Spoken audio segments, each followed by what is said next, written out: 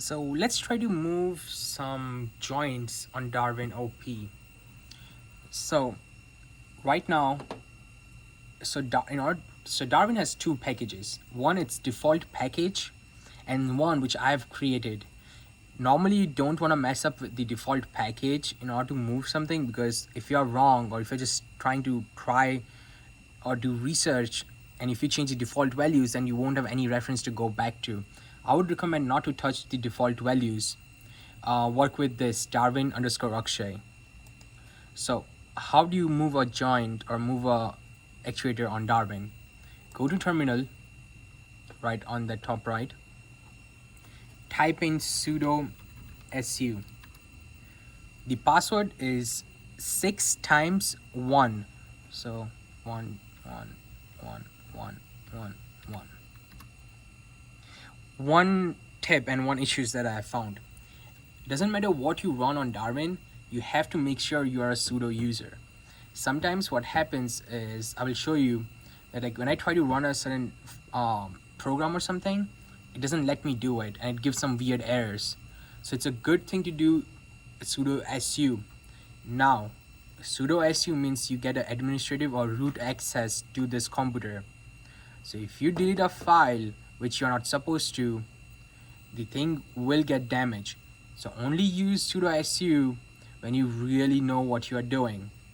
I recommend people to do, like if you're running some, let's say your own program or something like that, you normally do it, you only use sudo when it gives you error. If it doesn't give you error or your task doesn't require administrative access, run it like normally. So right now I'm as a root user, sudo su. First thing I will do in order to move the actuators is locate the file that I want to change. So I'll go into desktop, then go to Darwin Akshay. The file is located into Linux project action editor. Action editor is a package or a folder which lets you program or like motions of the Darwin. It will let you change the angles, move the hand, move the shoulder, and the script which is doing it is called action editor, the green one right here. So how do you run it? You do sudo dot slash action editor. Hit tab in order to autofill. You press enter. It'll ask you, hey, you should do this, and press enter again. Now what's happening is, this is called the motion planner. This is what Darwin guys does, and I don't like it, but for this video we'll have to go with it. So basically, these IDs are each of your motors on the robot. In that document that I mentioned on the first video, I will have a picture where like which motor ID is associated with what part of the robot. So in this case, ID 1 is right shoulder pitch. So we know, like, it gives you some description, but sometimes people have a hard time like visualizing pitch, roll and stuff like that. So the document should help. So you have the ID number. You have to look at it in terms of columns. So this is the position of the motor at a current, like this is the real value of the motors, like what it's set to right now. The robot is in its sitting position, and these are the values.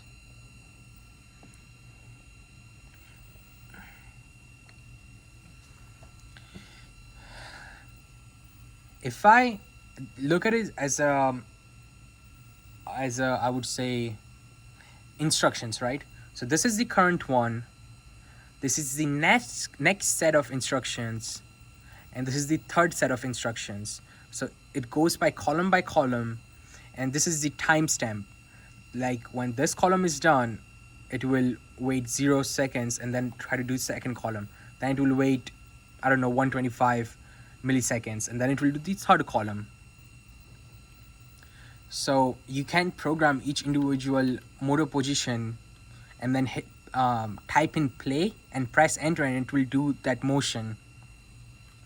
If you just want to change one motor at a time, let's say we will do right shoulder pitch.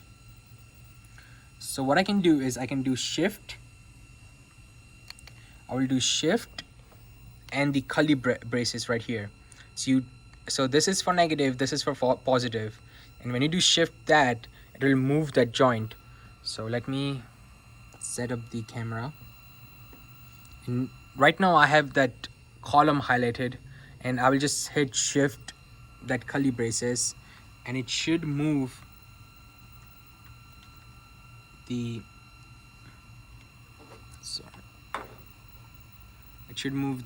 actuator.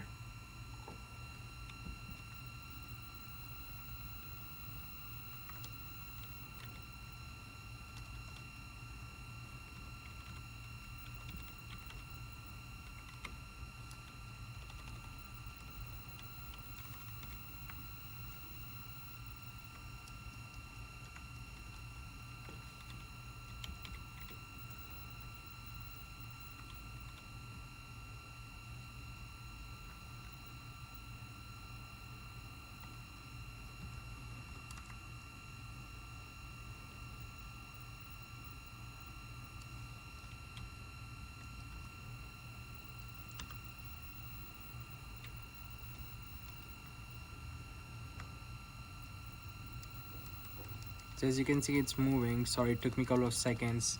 The script wasn't loaded properly. So when you load the script, instead of having blank values, it should look like something like this. What I did is just reload the script. And so, how do you reload it? So you press EXIT, type in EXIT, and it should look up a type right here. When you press enter, it will ask you yes or no, and then you press Y. So what I did in order to fix that issue is just reload the script, and all the values are now properly set.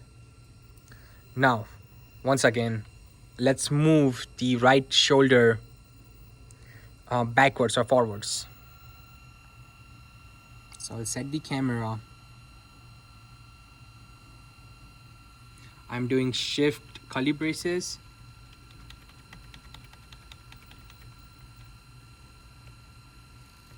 And it will move the thing. So that's a quick demo. This gives you the exact, gives you exact control over each individual actuators. So if you want to move this one or this one or this one, it'll let you move it. You have to be careful that it doesn't hit something. And this is what you can use to, let's say, a program of motion. So let's say you want Darwin to wave, right? You go through, let's say I want for waving, I need to move the shoulder. So you start out, let's say, with certain value, which was 1500. Then you say, okay, from 1500, it should go to 2000, which will be up. Then from 2000, it has to extend this hand.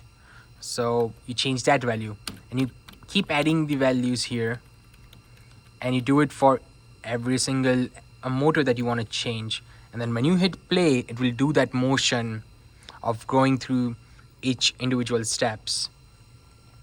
Hopefully this helps. And if you have any issues, I would recommend going to the document.